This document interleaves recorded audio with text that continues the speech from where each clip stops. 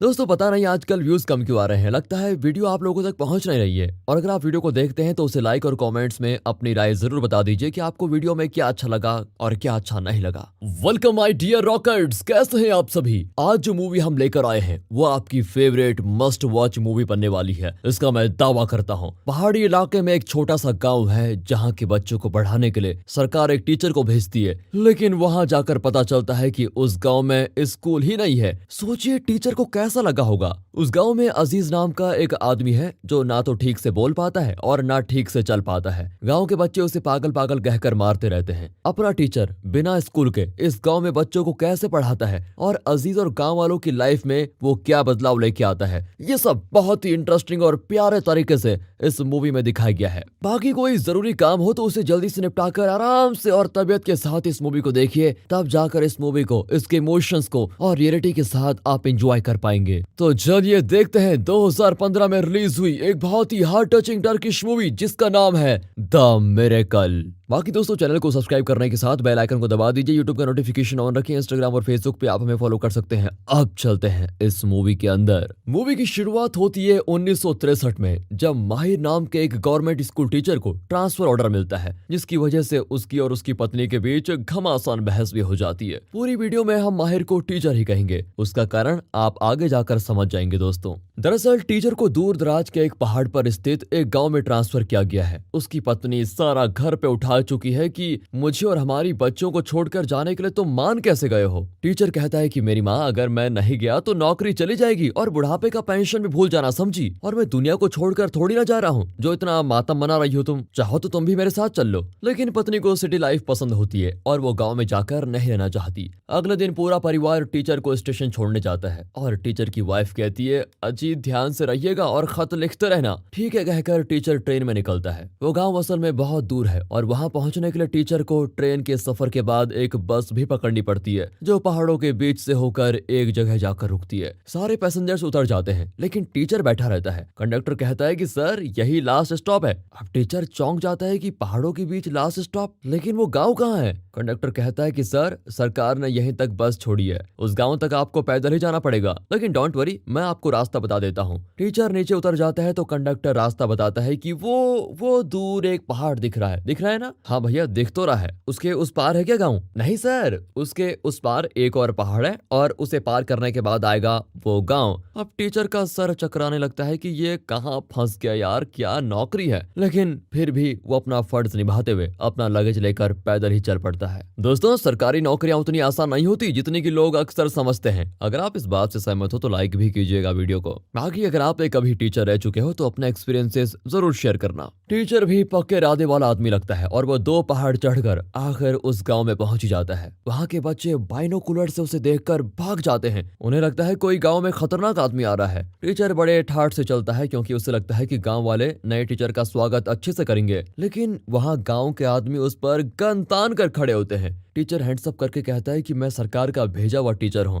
Teacher नाम सुनकर वे तुरंत उसे गले लगा लेते हैं। कुछ आदमी तो उसे प्यार से चुम्मी भी देते हैं। फिर वो गांव के सरपंच से पूछता है कि मुझे स्कूल का रास्ता बता दीजिए, मैं आज से बच्चों को पढ़ाना शुरू कर दूंगा। सरपंच कहता है स्कूल? कौन सा स्कूल और किस रास्ते की बात कर रहे हो तुम? ये सुनकर टीचर चौंक जाता है कि बिना स्कूल के सरकार ने मुझे यहाँ भेजा ही क्यों? वही तो सर हमारी भी समझ में नहीं आ रहा है। सरकार के लिए सिर्फ शहर के लोग ही मायने रखते हैं, दूर दराज के गाँव तो सिर्फ इलेक्शन के टाइम पर उन्हें याद आते हैं। खैर अब आप आ ही गए हो तो स्कूल भी बन ही जाएगा, सड़क बस इलेक्ट्रिसिटी सब एक एक करके आ ही जाएंगी। इस तरह वे बड़े प्यार से टीचर को गांव के अंदर लेके आते हैं। रास्ते में अजीज नाम के एक आदमी को कुछ बच्चे मार रहे होते हैं और पागल पागल कहकर उसे परेशान करते हैं। टीचर उसे देखते हुए आता है। अब सरपंच टीचर को घर लेके जाता है और बताता है कि देखो बेटा, मेरे 6 बेटे हैं, मेरी बेटियां भी हैं, लेकिन मैं उन्हें बच्चों में नहीं गिनता। टीचर पूछता है कि आप ऐसा क्यों सोचते हैं? अब सरपंच बताता है कि बेटी तो एक दिन ससुराल चली जाएगी, इसलिए उसके साथ इतना लगाव अच्छा नहीं होता। टीचर सोच लेता है कि इनका नजरिया तो बदलना ही पड़ेगा। वो कहता है कि अगर सरकार स्कूल बना देगी तो क्या आप अपनी बेटियों को स्कूल नहीं भेजेंगे? सरपंच कहता है नहीं, स्कूल तो सिर्फ लड़कों के लिए ही होगा। अब टीचर बताता है कि मैं आज ही सरकार को एक दरख्वास्त भेजूंगा और वे तुरंत स्कूल बनाने के लिए काम शुरू कर देंगे। सरपंच भी कह देते हैं कि बेटा मेरी बात सुनो, हम लोगों ने 30 साल पहले अर्जी दी थी कि हमें गांव में एक स्कूल टीचर चाहिए और आप देखो आज आए हो पूरे 30 साल के बाद। अब अगर स्कूल बनाने की अर्जी देंगे तो 30 साल बाद ही कुछ होगा, तब तक बस हम इंतजार नहीं कर सकते। अब टीचर कहता है कि ठीक है, मैं कल ही शहर के ऑफिस जाकर कंप्लेंट कर दूंगा। सरपंच भी कह देते हैं कि वो नामुमकिन है, क्योंकि बस स्टॉप पहुंचने के लिए हमें 2 पहाड़ चढ़ने होंगे और वहां पर भी बस 3 दिन में एक बार आती है। लेकिन टीचर ठान लेता है कि कितने भी दिन लग जाएं, वो जाएगा और गांव में स्कूल जरूर बनवाएगा। उस रात टीचर देखता है कि अजीज उसके घर के पास खड़ा है और अजीब आवाजें निकाल रहा है। अगले दिन सरपंच गांव वालों को इकट्ठा करता है और बताता है कि मैं अपने बड़े बेटे की शादी करवाने वाला हूँ। ये सुनकर उसके 2 बेटे सामने आते हैं, लेकिन उनके बीच में अजीज खड़ा हो जाता है। असल में अजीज ही सरपंच का बड़ा बेटा है, लेकिन उसकी शारीरिक और मानसिक हालत की वजह से सरपंच उसकी शादी नहीं करवा सकता, इसलिए वो अपने अगले बेटे की शादी करवाने वाला है। ये सुनकर तो दूसरा बेटा खुशी से पागल ही हो जाता है और भागकर अपनी माँ के पास जाता है, जो उसके लिए लड़की देखने जाने वाली है। वो कहता है, माँ मेरे लिए ऐसी लड़की देखना जो खूबसूरत भले ही ना हो, पर उसके दांत एकदम सफेद हो, मस्त चमकने चाहिए। मेरे दांत तो तंबाकू की वजह से खा पी कर ऐसे खराब हो गए हैं, कम से कम बहू के दांत तो सफेद होने ही चाहिए ना। तभी अजीज भी अपनी माँ के पास आकर माँ माँ करके कुछ कहने की कोशिश करता है, पर बेचारा कुछ बोल नहीं पाता। माँ उसे प्यार से कहती है कि बेटा घर जाओ, हम बहू को देखकर घर आ जाएंगी। वहाँ पर लड़की बड़ी खूबसूरत होती है और ये लोग उसे टॉप टू बॉटम बिल्कुल अच्छे से चेक करते हैं कि सब कुछ ठीक है या फिर नहीं। फिर कुरान के कुछ सवाल पूछते हैं और लड़की मस्त उनके सारे जवाब दे देती है। फिर फर्श पर एक रस्सी डालकर उस पर सीधा चलने को कहते हैं। लड़की शानदार वॉक करके सभी को इम्प्रेस कर देती है। अब माँ को याद आता है कि बेटे ने कुछ और भी तो कहा था, क्या कहा होगा। हाँ, तभी बेटे की आवाज इको होती है, माँ खूबसूरती गई भाड़ में, लेकिन दांत दांत सफेद और चमकने चाहिए। हाँ, याद आ गया। ये सोचकर माँ उस लड़की से पूछती है, बेटा तुम जरा हंसकर दिखाओ। वो मुंह बंद करके स्माइल करती है। माँ कहती है, जरा मुंह खोलकर हंसो बेटी। वो मुंह खोलती है तो पता चलता है ये तो दूल्हे से 2 गुना तंबाकू खाती है और दांत इसके एकदम काले होते हैं। लेकिन माँ कहती है, ये लड़की कुरान के बारे में सब जानती है, यही काफी है और मुझे ये लड़की काफी पसंद भी है। फिर शादी भी हो जाती है और बहू गाँव में आ जाती है। लड़का मिठाई बांट रहा होता है। फिर वो अपनी दुल्हन को पहली बार देखने जाता है। कमरे में एक कबूतर होता है और वो कबूतर की गर्दन मोड़कर फेंक देता है। लगता है इनका कोई ट्रेडिशन है। फिर आती है घूंघट उठाने की बारी। दुल्हन तो खूबसूरत है और उसको देखकर वो दंग रह जाता है। फिर कहता है, ओ मेरी मोनालिसा जरा हंसकर दिखाओ। तो वो हंसती है तो दूल्हे को लगता है शौक और वो अपनी माँ पर गुस्सा करता है। खैर अब शादी हो गई है तो लाइट ऑफ कर ही देता हूँ, ये सोचकर वो लाइट ऑफ कर देता है। अगले दिन टीचर, सरपंच और गाँव का एक आदमी शहर की ओर निकलते हैं, जहाँ सरकारी ऑफिस है। रास्ते में अजीज अपने पिता को रोककर कुछ कहना चाहता है, पर उसके मुंह से शब्द ही नहीं निकलते। सरपंच उसे घर भेज देता है। अब टीचर के पूछने पर सरपंच बताता है कि हमने इसे हर तरह का ट्रीटमेंट दिया, लेकिन ये ठीक नहीं हुआ। वो बचपन से अपने काले घोड़े के साथ ही खेलता है, आज भी उसी के साथ बात करता है बस। पहाड़ पर एक औरत को देखकर सरपंच बहुत दुखी होता है। लगता है वो औरत किसी का इंतजार कर रही है। रास्ते में कुछ डाकू अपने घोड़ों पर गन लेकर इनकी ओर तेजी से आते हैं। अब टीचर घबरा जाता है कि क्या करे, पर सरपंच बताता है कि ये अपने ही लोग हैं, डरो मत। दरअसल वे डाकू नहीं है, इस पहाड़ी इलाके की ज्यादातर जगह इन्हीं के हैं। वे बाहर के लोगों से यहाँ के जीव जंतुओं की सुरक्षा करते हैं। और फिर धीरे धीरे वे शहर के सरकारी ऑफिस पहुंच जाते हैं। लेकिन सरकारी ऑफिस का रवैया देखकर लगता नहीं है कि सरकार फिलहाल गाँव में स्कूल बनवाएगी।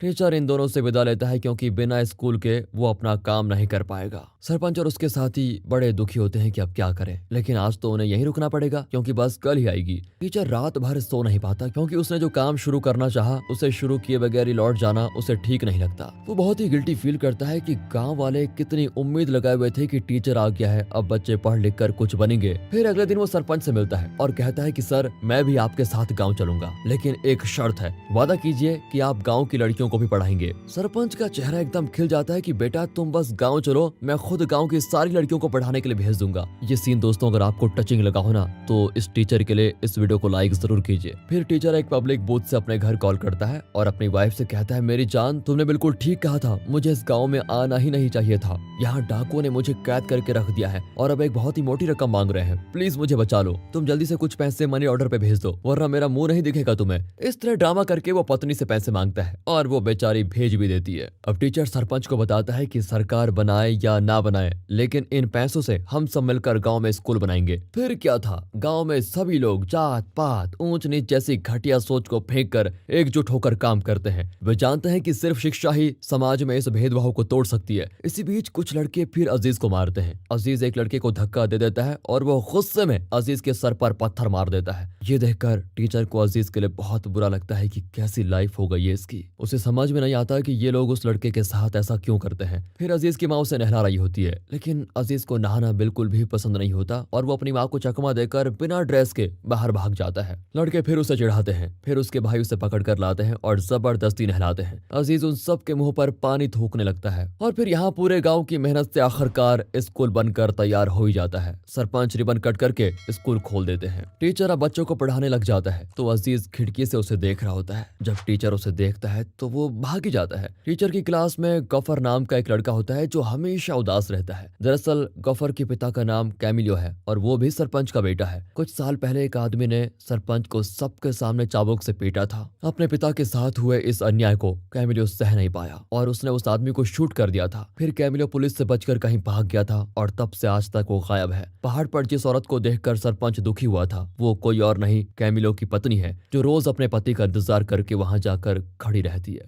यहाँ गफर भी इसीलिए दुखी है कि उसके पापा नहीं लौटे। ये सब जानकर टीचर भी बहुत दुखी होता है कि कैसी लाइफ है इस गांव में लोगों की, हर किसी की अपनी ही प्रॉब्लम है। रात को तेज बारिश होती है लेकिन अजीज बारिश में खुशी से भीग रहा होता है। टीचर फिर उसे अंदर बुलाता है लेकिन वो कुछ सुने तब ना। अगली सुबह कुछ बच्चे फिर अजीज को परेशान करते हैं और उसे पागल कहने लग जाते हैं। इस बार टीचर चुप नहीं रहता और बच्चों से कहता है कि अगर तुम लोगों ने फिर अजीज को तंग किया, उसे मारा या चिढ़ाया तो मैं तुम्हें चॉकलेट्स कभी नहीं दूंगा। चॉकलेट्स खानी है तो ऐसा मत करना। वो बड़े गुस्से और मजाक के अंदाज में कहता है। फिर इस बार बच्चे माफी मांगते हैं और कहते हैं कि आगे से ऐसा नहीं करेंगे, सॉरी सर। तब अजीज टीचर के पास आने लग जाता है लेकिन जब टीचर मुड़ता है तो वो रुक जाता है। टीचर पूछता है कि अजीज तुम्हें क्या चाहिए, पर वो चुपचाप चला जाता है। रात को अजीज फिर खिड़की के पास खड़ा हो जाता है। टीचर उसे अंदर बुलाता है लेकिन वो वहां से फिर चला जाता है। शायद वो टीचर को कुछ बताना चाहता है लेकिन कह नहीं पा रहा। अगले दिन अजीज गायब हो जाता है और सब उसे हर तरफ ढूंढते हैं। सभी घबराकर टीचर को ये बात बताने स्कूल जाते हैं तो वहाँ क्लास में अजीज बैठा होता है। लंच ब्रेक में टीचर उसे अलग से ड्राइंग सिखाता है।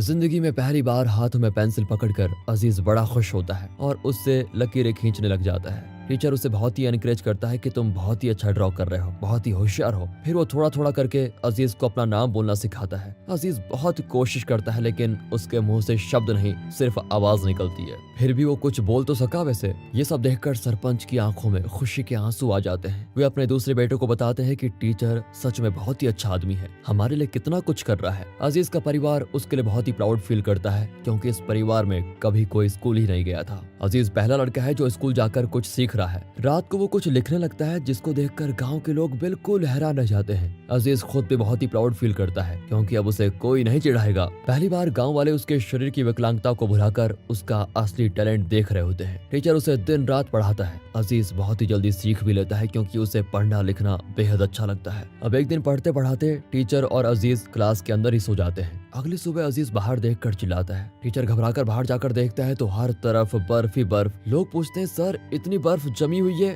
क्या आज भी स्कूल की छुट्टी नहीं होगी? टीचर भी कह देता है कि बर्फ हुआ तो क्या हुआ, सबको स्कूल भेजो, सबको सीखना सबसे इम्पोर्टेंट है। अजीज तो बर्फ पर लेटकर इस तरह खेलने लगता है मानो वो छोटा बच्चा हो। उसकी खुशी देखकर टीचर भी बहुत खुश होता है। इस तरह टीचर के आने से ये गाँव बहुत ही खुशहाल बन जाता है, सिवाय एक औरत के, और वो है गफर की माँ, जिसका पति कैमिलियो पुलिस से डरकर गाँव से भाग गया था। लेकिन उसकी खुशी भी लौट आई है क्योंकि कैमिलियो वापस आ जाता है। सब उसको देखकर बड़े खुश होते हैं, पर वो सबसे पहले ये पूछता है कि मेरा बेटा गफर कहाँ है। वे कैमिलियो को स्कूल लेके जाते हैं जहाँ गफर सबके साथ बैठकर पढ़ रहा होता है। टीचर कैमिलियो को देख लेता है लेकिन बिना किसी रिएक्शन के बच्चों से एक एक करके उनके पापा का नाम पूछता है। गफर की बारी आती है तो वो कहता है मेरे पापा का नाम कैमिलियो है। फिर टीचर अजीज से पूछता है तो वो बहुत कोशिश करता है अपने पापा का नाम बताने की। बड़ी मुश्किल से वो अपने पिता यानी सरपंच का नाम बता पाता है। तब उसकी कोशिश की खूब तारीफ की जाती है। बच्चे भी उसके लिए क्लैप करते हैं। सरपंच बहुत ही इमोशनल होकर टीचर से कहता है कि मैं तुम्हारा शुक्रिया अदा कैसे करूं बताओ। अजीज को सब पागल कहकर मारते थे और मैं सरपंच होकर भी उन्हें रोक नहीं पाता था। अपने बेटे का अपमान सहता रहता था, लेकिन आज पूरे गांव में सिर्फ अजीज है जो इतना अच्छा पढ़ लिख रहा है और आज तो उसने मेरा नाम भी बोल दिया। ये सब कुछ तुम्हारी बदौलत हुआ है और मैं तुम्हारा एहसान कैसे चुकाऊंगा।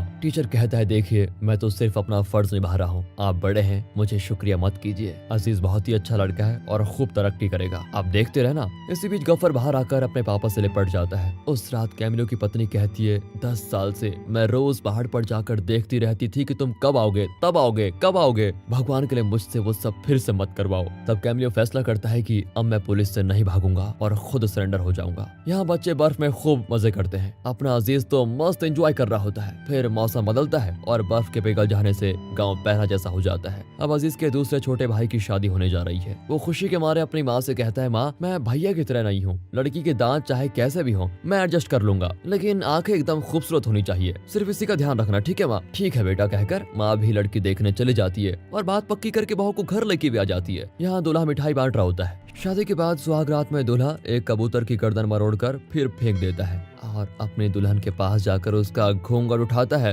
वो महंगी होती है। अब वो अपनी माँ को कोसता है कि भैया की लाइफ में तूने कबड्डी खेल दी और मेरी लाइफ के साथ भी वही खिलवाड़ कर दिया, पर अब वो करे भी तो क्या करे, जीना तो इसी के साथ पड़ेगा, इसलिए वो भी लाइट ऑफ कर देता है। यहाँ कोर्ट में कैमिलो का केस चल रहा होता है, जिसे कत्ल के जुर्म में 24 साल की सजा होने वाली है, लेकिन क्योंकि वो खुद आकर सरेंडर हो गया और गाँव के लिए उसने बहुत कुछ किया है, तो जज उसे सिर्फ 4 साल की सजा देता है। सभी बड़े खुश होते हैं क्योंकि जिंदगी भर डर डर के जीने से तो अच्छा है 4 साल जेल में सजा काट कर बाकी जिंदगी मजे से जियो। एक एक करके सरपंच के सारे बेटों की शादी हो जाती है सिवाय अजीज के। सरपंच उससे वादा करता है कि मैं जल्द से जल्द तुम्हारी भी शादी करवा दूंगा। ये सुनकर अजीज बड़ी खुशी से झूम उठता है और अपनी माँ से कहना चाहता है कि माँ मुझे भी ऐसी लड़की चाहिए, वैसी लड़की चाहिए, लेकिन वो उतना साफ साफ नहीं बोल पाता। अब माँ लड़की देखने जाती है। उसने पहले से सोच लिया था कि लड़की चाहे कैसी भी दिखे, लेकिन वो ऐसी लड़की हो जो अजीज की अच्छे से देखभाल करे। लड़की बहुत ही खूबसूरत होती है और आंखें दांत वगैरह एकदम परफेक्ट। वो कुरान से पूछे गए सारे सवालों के बिल्कुल सही जवाब देती है। माँ को वो लड़की बहुत ही पसंद आती है और शादी भी तय हो जाती है, लेकिन ये लड़की अजीज के बारे में कुछ नहीं जानती। यहाँ अजीज की दाढ़ी वाड़ी सेव कर देते हैं और वो एकदम सिंघम की तरह दिखता है, लेकिन अजीज को देखकर वो लड़की चौंक जाती है और डरती है कि ऐसे आदमी के साथ वो कैसी रहेगी, लेकिन अब वो शादी को रोक भी नहीं सकती और शादी हो जाती है। अब अजीज के भाई सोचते हैं कि जब हम जैसे नॉर्मल दुल्हों को महंगी और डरावनी दांतों वाली लड़की मिली तो इसके लिए तो माँ ने पक्का विकलांग ही चुनी होगी, लेकिन वे अजीज को चिढ़ाते हैं कि तुम्हारी दुल्हन बड़ी खूबसूरत है, कमरे में जाते ही तुम कबूतर की गर्दन मरोड़ देना ताकि वो लड़की डर के मारे उम्र भर तुम्हारे कदमों तले पड़ी रहेगी। अजीज कमरे में जाता है और कबूतर को पकड़ता है, लेकिन अजीज को उसकी गर्दन मरोड़ने का दिल नहीं करता क्योंकि वो बहुत ही नरम दिल आदमी है। फिर वो दुल्हन का घूंघट उठाता है तो उसकी खूबसूरती देखकर बेहोश होकर गिर पड़ता है। उसकी पत्नी घबराकर सभी को बुला लेती है और वे अजीज को उठाते हैं। फिर तब अजीज के भाई अजीज की दुल्हन को देखकर दंग रह जाते हैं कि इसके लिए माँ ने इतनी खूबसूरत लड़की चुनी है। सब जलकर राख हो जाते हैं। इतना ही नहीं, अगले दिन से अजीज को उसकी पत्नी नहलाती है और उसे एक छोटे बच्चे की तरह तैयार करके स्कूल भी भेजती है। अजीज जो नहाने के नाम से कोसों दूर भागता था, वो बड़े ही मजे से नहा रहा होता है। आखिर पत्नी नहला रही है। फिर वो स्कूल जाता है तो सब उसे खूब चीयर करते हैं कि तुझे लाखों में से एक लड़की मिली है। अजीज की माँ अपनी नई बहू से कहती है, बेटी मैंने अजीज को पहले कभी इतना खुश नहीं देखा, तुम ही उसे पूरी तरह से ठीक कर सकती हो। अजीज की पत्नी कहती है, आप फिक्र मत कीजिए माँ, अजीज चाहे जैसा भी हो आपने उसे मेरे हाथ में सौंप दिया है, मैं उसे कुछ नहीं होने दूंगी। अजीज की माँ ये सुनकर बहुत खुश होती है कि उसके बेटे को एक नई जिंदगी मिली है। यहाँ अजीज ड्राइंग करता है तो टीचर कहता है कि अरे वाह, ये तुम्हारे माता पिता, ये तुम और ये तुम्हारी वाइफ है ना, और ये दोनों ओह तुम्हारे बच्चे। ये कहकर वो अजीज को खूब चीयर करता है। फिर टीचर बच्चों को पेपर रॉकेट बनाना सिखाता है और उन्हें क्लास में उड़ाने की परमिशन देता है। टीचर हो तो ऐसा हो जो खेल खेल में सिखा भी दे। वैसे आपकी क्या राय है दोस्तों? खैर यहाँ गाँव की औरतें अजीज की पत्नी के बारे में बहुत ही बुरा भला कहने लग जाती है कि जरूर इसमें कोई बीमारी होगी, तभी तो इतनी खूबसूरत होने के बावजूद इसने अजीज से शादी की। दूसरी ओर कुछ आदमी अजीज का दिल दुखाते हैं कि तुझे इतनी खूबसूरत पत्नी की क्या जरूरत है, तो उसे कभी खुश नहीं कर पाएगा। अजीज का दिल टूट जाता है और वो घर आता है जहाँ उसकी पत्नी रो रही होती है। अजीज उसके पास जाकर उसके आंसू पोंछता है और उसके कंधे पे सर रख लेता है। अजीज दूसरों की तरह भले ही प्यार से बात न कर पाए, लेकिन वो अपनी पत्नी से बेहद प्यार करता है। अगले दिन फिर कुछ औरतें अजीज की पत्नी को कुछ कहने लग जाती है तो अजीज देख लेता है और तुरंत उसकी ओर भागता हुआ चला जाता है। वो रोती हुई कहती है कि मुझसे अब और बर्दाश्त नहीं होता अजीज, मैं मर जाना चाहती हूँ। ये कहकर वो भाग जाती है। अजीज बहुत दुखी होता है कि मेरी वजह से इसे इतनी बातें सुननी पड़ रही है, मरना तो मुझे चाहिए। ये सोचकर वो अपने घोड़े पर पहाड़ के ऊपर पहुंच जाता है, लेकिन मरने से पहले वो क्लास में बनाया हुआ रॉकेट नीचे फेंक देता है। वो कूदने वाला होता है कि वहाँ टीचर आ जाता है। फिर वो उसे रोकता है, लेकिन अजीज सुनने को तैयार ही नहीं होता। तब टीचर कहता है कि अगर तुम कूदे तो मैं भी तुम्हारे पीछे कूद जाऊंगा। अजीज नहीं चाहता कि टीचर जैसा भला आदमी कभी मरे, इसलिए वो टीचर के साथ वापस स्कूल आ जाता है। टीचर फिर उसे बहुत कुछ सिखाता है और देखते देखते अजीज सब कुछ सीख लेता है। एक दिन अचानक अजीज और उसकी पत्नी कहीं चले जाते हैं, लेकिन अजीज ने एक खत छोड़ा होता है। टीचर सबको अजीज का खत पढ़कर सुनाता है। अजीज ने लिखा था, माँ और बाबा, मैं आप दोनों से बहुत सारी बातें करने की कोशिश करता रहा, लेकिन मेरे मुंह से कभी शब्द निकले ही नहीं, लेकिन टीचर ने मुझे पढ़ना लिखना सिखाया। अब मैं अपने दिल की बातें आपको लिख कर बता सकता हूँ। बचपन से सब मुझे न जाने क्या क्या कहते थे, मगर मुझे उनकी बातों का बुरा नहीं लगा। लेकिन अब मैं 31 साल का हूँ और मेरी पत्नी है है। लोग मुझे चाहे कुछ भी कह लें, लेकिन मेरी वजह से मेरी पत्नी का दिल दुखाए ये मैं बर्दाश्त नहीं कर पाता। मुझसे उसका दुख झेला नहीं जाता, इसलिए हम दोनों इस गाँव को छोड़कर दूर कहीं जा रहे हैं। हम कुछ ना कुछ करके अपना गुजारा कर ही लेंगे और जिंदगी में आगे जरूर बढ़ेंगे और एक दिन हम गाँव में जरूर लौट कर आएंगे। तब तक आप लोग हमारी फिक्र मत करना, हम अपना ख्याल रख लेंगे। ये सब जानकर वो लोग बहुत रोते हैं जो अजीज से बहुत प्यार करते थे। दिन गुजरते हैं और टीचर यहाँ जिस काम के लिए आया था वो पूरा हो चुका है। उसने इस गांव में न सिर्फ स्कूल बनाया बल्कि बच्चों में पढ़ने लिखने की प्रेरणा जगाई। अब यहाँ कोई और टीचर आएगा और माहिर के काम को आगे बढ़ाएगा। ये सब कहकर टीचर बच्चों से कहता है कि यहाँ चाहे कोई भी टीचर आए, तुम लोग उन्हें उतने ही रिस्पेक्ट करना जितना मुझे देते थे। खूब पढ़ना बेटा और खूब एंजॉय करना, तुम सभी एक दिन बहुत तरक्की करोगे और उस दिन मैं तुम सबको देखने जरूर आऊंगा। ये कहते कहते टीचर की आंखें भर जाती हैं। आखिर ये फेयरवेल मोमेंट होता है। उसने जो कर दिखाया वो कोई मामूली काम नहीं है। सरपंच कहते हैं कि तुमने जो करने की ठानी थी वो कर दिखाया। तुमने हमें वो धन दिया है जो दुनिया के हर धन से कीमती है। तुमने इस गांव को शिक्षा दी है, यहाँ के लोगों की जिंदगी बदल डाली है। आज से मेरे 6 नहीं 7 बेटे हैं तुम्हें मिलाकर। ये सुनकर टीचर का दिल भर आता है और वो बड़े प्यार से गाँव वालों से विदा लेकर अपने शहर लौट आता है। कई साल बीतते हैं। एक दिन गाँव में कार आकर रुकती है। गाँव वाले वहाँ इकट्ठा होते हैं। कार में से 2 लोग उतरते हैं और ये कोई और नहीं टीचर है जो अपनी पत्नी के साथ इतने साल के बाद यहाँ आया है। सरपंच अब और भी बूढ़े हो चुके हैं। टीचर उनसे ऐसे मिलता है मानो वे सब टीचर के रिश्तेदार हों जो कई साल बाद मिल रहे हैं। अब टीचर सरपंच से पूछता है कि सर, क्या अजीज और उसकी पत्नी के बारे में कुछ पता चला?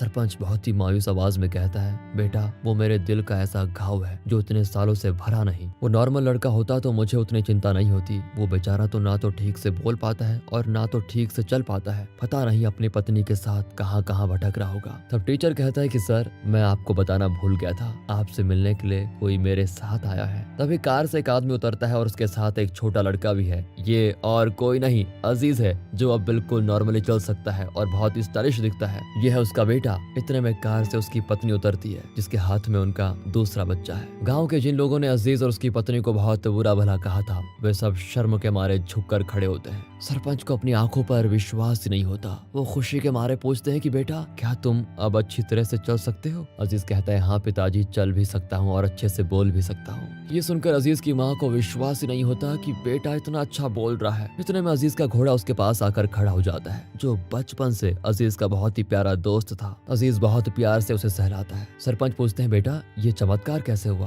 क्या तुमने पैरों का कोई ऑपरेशन करवाया है? अजीज कहता है, कोई ऑपरेशन नहीं करवाया पिताजी, मैं अपनी पत्नी से सच्चा प्यार करता हूँ और वो भी मुझसे उतना ही प्यार करती है। उसी के प्यार ने मुझे इस तरह बदल दिया है। और अजीज के इन्हीं अनमोल शब्दों के साथ ही द मिरेकल नाम की ये मूवी यहाँ खत्म होती है। तो दोस्तों, मेरा दावा सही था या नहीं कि ये मूवी आपके लिए एक मस्ट वॉच मूवी बन जाएगी? इस मूवी के बारे में आपका क्या ख्याल है कमेंट्स में जरूर बताना यार, जरूर बताना, क्योंकि अच्छा लगता है। लेकिन इस मूवी में सबसे खास बात जो समझने को मिलती है, सच्चा प्यार हो तो कुछ भी इम्पॉसिबल नहीं है। लाइफ में किसी को भी नीचा मत समझो कि ये बेकार है, ये कुछ नहीं कर सकता, ये लाइफ में कुछ नहीं करेगा, कभी तरक्की नहीं कर सकता वगैरह वगैरह। क्योंकि अगर वो इंसान एक दिन आपसे कई ज्यादा ऊपर पहुंच जाए ना, तो आपको सर उठाकर उसको देखने की हिम्मत नहीं होगी। आपका सर शर्म के मारे झुक जाएगा। बाकी दोस्तों, हमारे दूसरे चैनल मूवीज वेदर को भी सपोर्ट कीजिए। वहां पर हम आपको फिल्म इंडस्ट्री से जुड़ा हुआ मस्त कंटेंट देंगे। वीडियो को लाइक कीजिए, चैनल को सब्सक्राइब। मिलते हैं अगली वीडियो में, तब तक के लिए गुड बाय, अपना ख्याल रखिए and finally thanks for watching.